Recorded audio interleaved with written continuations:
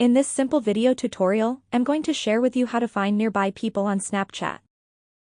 Snapchat's Find Nearby feature helps users connect with people close to them, making it easier to build local friendships and explore in-person social opportunities. To do this, simply head to your Snapchat. Onto the Maps section. To see people near you, tap onto your current location or simply head to the search bar and search for a different location.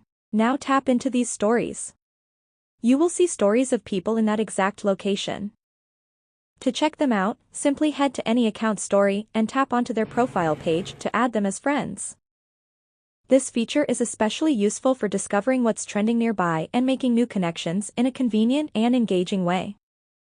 That's how easy it is to see people near you on Snapchat.